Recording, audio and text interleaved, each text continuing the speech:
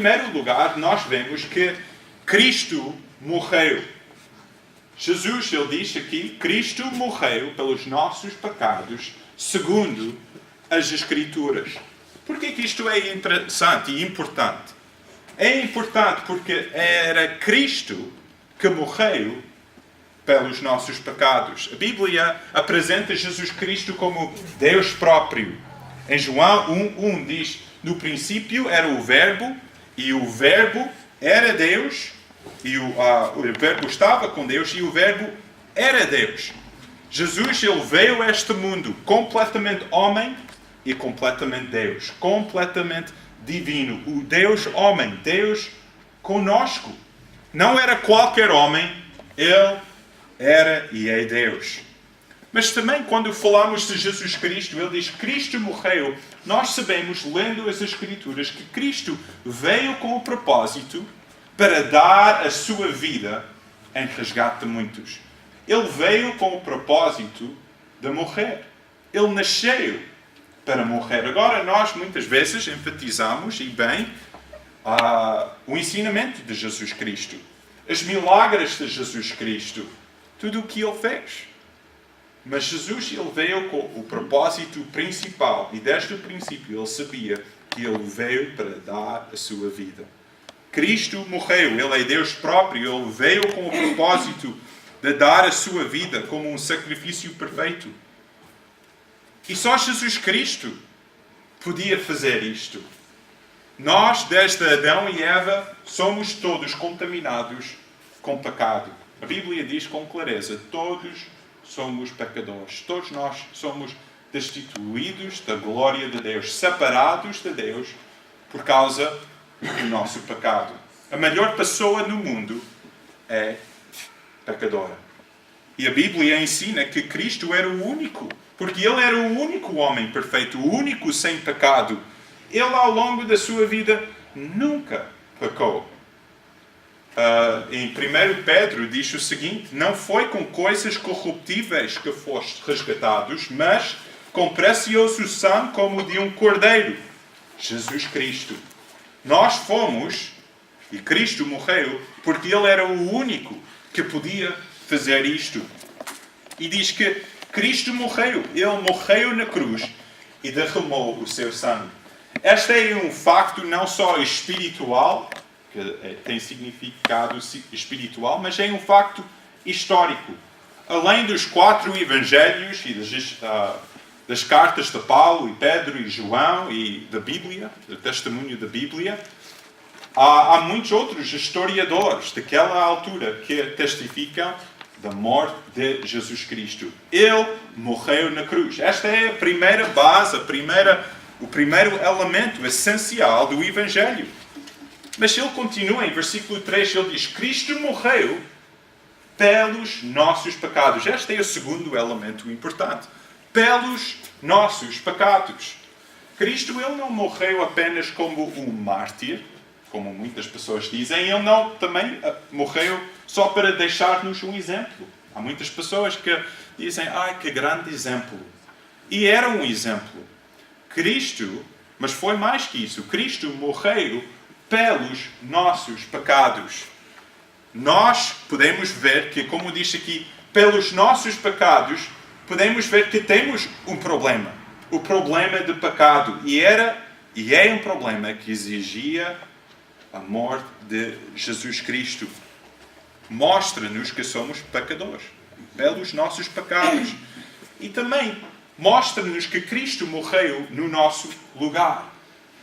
Um versículo precioso em 2 Coríntios diz o seguinte, aquele que não conheceu o pecado, Deus o fez pecado por nós, para que nele fôssemos feitos justiça de Deus. Cristo morreu em nosso lugar. Então, 5 elementos. O primeiro, Cristo morreu pelos nossos pecados. E a terceira é segundo as Escrituras. Nós, quando olhamos para a Bíblia, é uma coleção de muitas histórias. Ao longo de 1500 anos foi escrito a Bíblia. E descreve a criação até pouco tempo depois da vida de Jesus Cristo. Mas a história da Bíblia em muitas histórias, mas também é uma só história. E é uma história que aponta completamente e diretamente a Jesus Cristo. Sabe, há centenas de profecias do Velho Testamento que descrevem a vinda do Messias, do prometido, do Salvador. Desde Gênesis até o último livro do Velho Testamento, Malaquias. Há profecias que falam, que antecipam a vinda de Jesus Cristo. E Jesus Cristo, ele cumpriu cada uma destas profecias. E é por isso que Paulo, ele escreve dizendo, segundo as Escrituras. Cristo, ele cumpriu todas as profecias do Velho Testamento. E também isto significa que a morte de Cristo foi algo que não era uma coincidência, ou aconteceu por acaso, ou foi um acidente. Foi planeado. Sabem, em Apocalipse 13 diz que o Cordeiro, falando de Jesus, foi morto desde o início, desta fundação do mundo. Então, quando Adão e Eva pecaram, Deus não olhou e pensou, agora o que é que vou fazer? Não, ele sabia, ele é soberano. Quando Jesus Cristo estava no jardim do Getsemane e os soldados chegaram lá, não era uma surpresa, não era um acidente. Jesus não fugiu, ele sabia exatamente o que ia acontecer. Até 50 dias depois da morte de Jesus Cristo, o apóstolo Pedro, agora com muita coragem, na cidade de Jerusalém, nas ruas, proclamava o Evangelho a milhares de pessoas. E ele disse, vocês mataram Jesus Cristo. Mas é interessante, ele diz, foram vocês que mataram Jesus Cristo, mas ele diz também, Jesus foi entregue pelo determinado conselho e presciência de Deus. São culpados, mas cumpriram o plano de Deus. Que grande soberania de Deus. O plano de Deus, o plano da redenção de Deus mostra-se e revela-se através das Escrituras. Vemos que a Bíblia mostra a queda, a criação. Deus criou tudo perfeito, a queda do homem, a redenção e um dia vai haver a restauração, a renovação. Tudo o que foi estragado pelo pecado vai ser renovado. E Jesus Cristo faz isso possível, segundo as Escrituras. Cristo morreu pelos nossos pecados, segundo as Escrituras, e que foi sepultado. Agora, por que isto é importante? Se ele morreu, claro, ele foi sepultado. Eu creio que isto está aqui para afirmar o facto que realmente Cristo morreu. Há uma religião muito grande que diz que Jesus Cristo, ele não morreu na cruz, que ele ficou muito magoado, mas após ficar algumas horas fora da cruz, ele conseguiu sentir-se bem e recuperou. Ele não morreu na cruz. Mas aqui este versículo, e o que a palavra de Deus afirma, é que ele foi sepultado. Ele foi sepultado para mostrar que ele era verdadeiramente morto. Era uma morte verdadeira. Não era imaginária, era verdadeira. E foi sepultado por 3 dias para cumprir as profecias. Poucos dias antes da sua morte, Jesus estava a conversar com os seus discípulos. E eles, mesmo quando Jesus ressuscitou dos mortos, eles não conseguiam compreender aquilo que estava a acontecer. Mas nesta conversa, Jesus, ele disse, eis que subimos a Jerusalém, e se cumprirá no Filho do Homem tudo o que pelos profetas foi escrito. Jesus, ele está a dizer, tudo vai ser cumprido exatamente como a Bíblia diz. Ele diz, se depois o açoitarem, o matarão e ao terceiro dia ressurgirá. Cristo morreu pelos nossos pecados, segundo as Escrituras, foi sepultado e ressuscitou. Este é o 5º elemento e é o elemento em que estamos aqui para celebrar hoje. Cristo ressuscitou da morte. Ele diz, Cristo morreu e depois foi sepultado, que ressuscitou ao terceiro dia, segundo as Escrituras.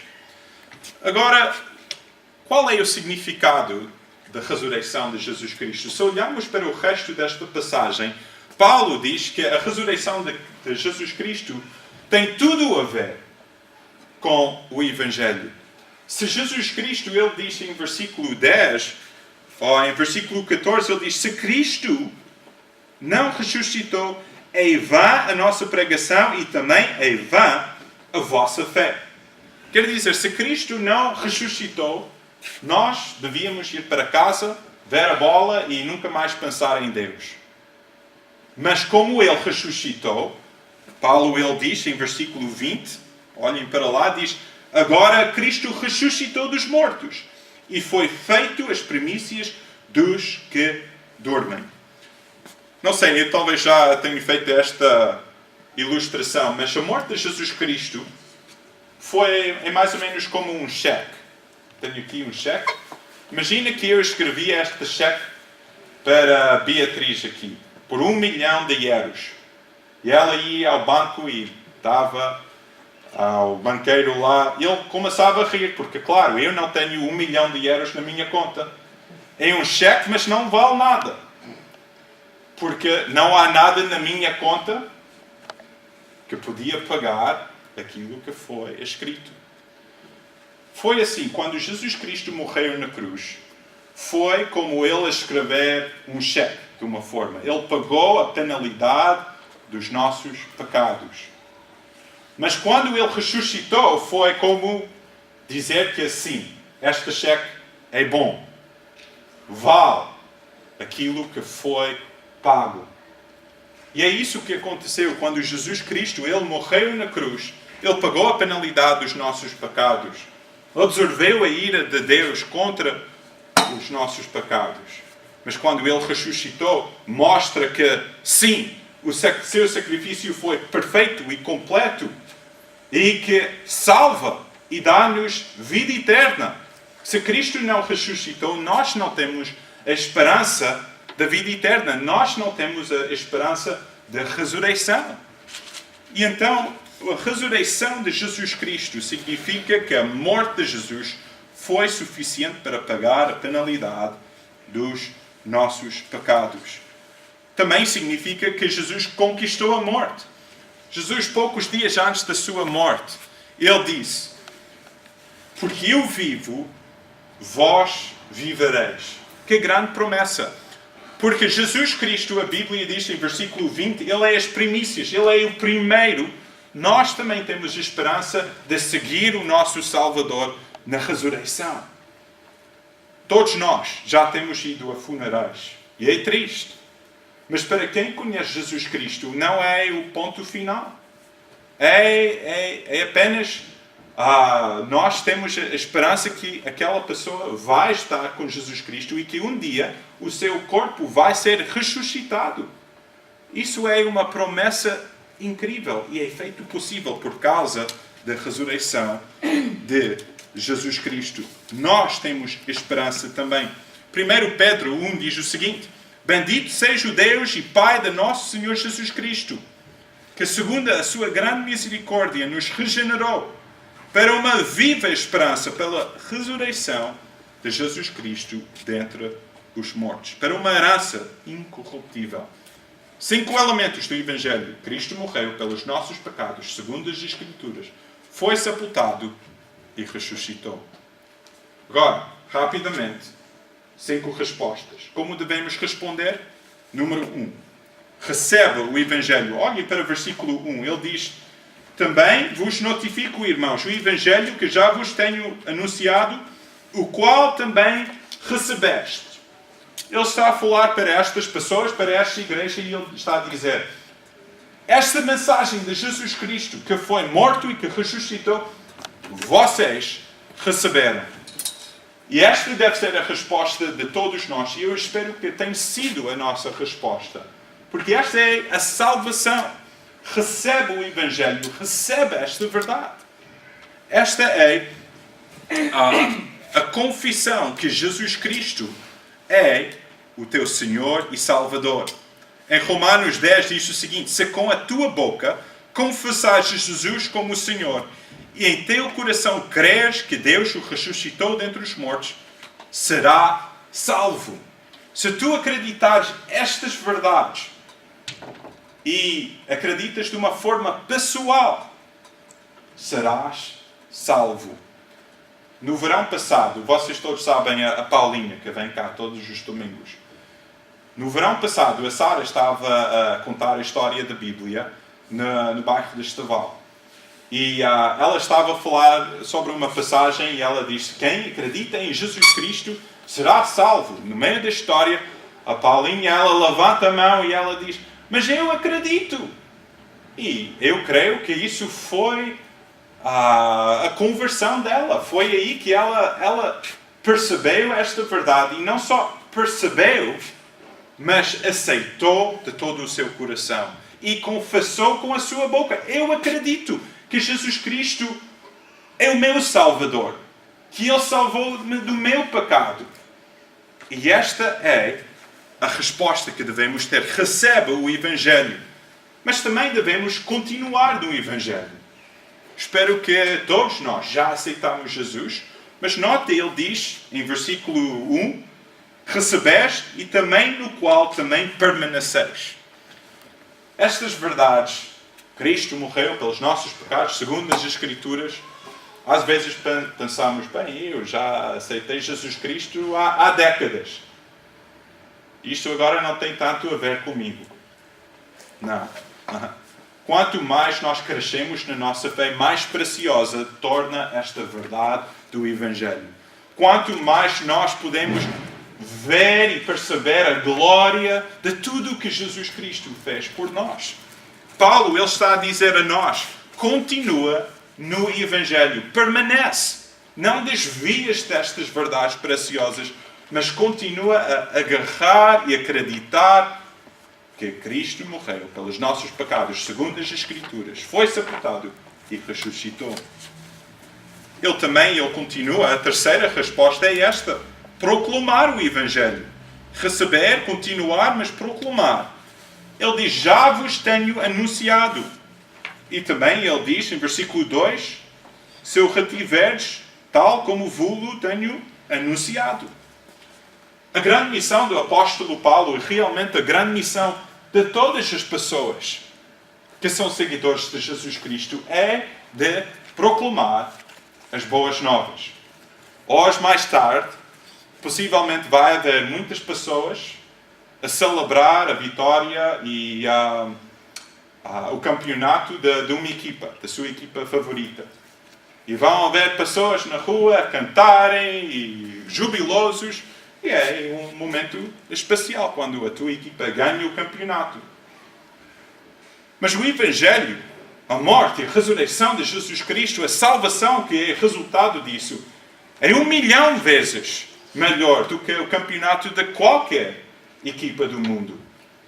E nós devemos proclamar aquilo que mudou a minha vida, que dá-me esperança de vida eterna, é algo que todo mundo precisa de saber. As últimas palavras de Jesus Cristo antes de ele ascender para o céu, em Atos 1:8, era: eis as minhas testemunhas. Ide por todo o mundo. Pregai o Evangelho. E é isto que Paulo está a dizer aqui. A resposta ao Evangelho é receber, é de continuar e é de proclamar. Mas também é de encontrar a nossa força no Evangelho. Paulo, ele fala sobre a maneira que os apóstolos, Pedro, João e mais 500 pessoas viram Jesus Cristo ressuscitado. E Paulo, ele diz: eu fui o último a ver Jesus Cristo. Eu fui convertido mais tarde. E ele diz, olhe para o versículo 10. Pela graça de Deus sou o que sou. E a sua graça para comigo não foi vã. Em versículo 58, ele diz o seguinte: portanto, meus amados irmãos, sede firmes, constantes, sempre abundantes na obra do Senhor. Nós devemos encontrar a nossa força no Evangelho. O que é que deve sustentar-nos quando estamos a servir Deus? É os aplausos das outras pessoas? É ver resultados? Porque às vezes não vamos ver bons resultados. Deve ser o Evangelho. Deve ser Jesus Cristo. que nos sustenta e que dá-nos a força. Nós encontramos força no Evangelho. E nós lembramos que nós, como uma igreja, precisamos de ser uma igreja centrada no Evangelho. É tão fácil desviar e concentrar em outras coisas que até são coisas boas. Mas precisamos de manter-nos centrados no Evangelho. E finalmente, a quinta resposta é lembrar o nosso futuro por causa do Evangelho. Ele diz em versículo 20: mas de facto, Cristo ressuscitou. E olha para o versículo 57. Até o versículo 55, ele diz: onde está a morte, o teu aguilhão? Onde está o inferno, a tua vitória? Aguilhão da morte é o pecado e a força do pecado é a lei. Mas graças a Deus que nos dá a vitória por nosso Senhor Jesus Cristo. A nossa última resposta ao Evangelho, a estas verdades, deve ser uma de lembrar o nosso futuro. De pensar e de celebrar o futuro que nós temos por causa daquilo que Jesus Cristo fez, por causa daquilo que Jesus Cristo conquistou quando Ele morreu na cruz e ressuscitou na morte. Aquilo que nós estamos a experimentar agora, muitos de nós estamos a experimentar dificuldades, grandes desafios, mas até o melhor dia da nossa vida não vai ser nada em comparação com a eternidade com Jesus Cristo. A maior alegria que nós experimentamos na Terra vai parecer pouco em comparação com a alegria que vamos desfrutar ao longo da eternidade. E Paulo, ele faz-nos lembrar que nós temos vitória, nós temos esperança. Quando olhamos para a morte, não é com tristeza, mas com alegria e esperança. Isso tudo dá força para a nossa vida no presente, porque sabemos, quando acordamos amanhã, vamos para o trabalho e enfrentar mais uma semana de dificuldades, das pessoas, das contas, de tudo o que há. Que nós temos mais para viver além das nossas próprias vidinhas. Temos Jesus Cristo. E Ele é tudo. Eu sou dele. E Ele é meu. E é por causa disso que podemos confiar nele.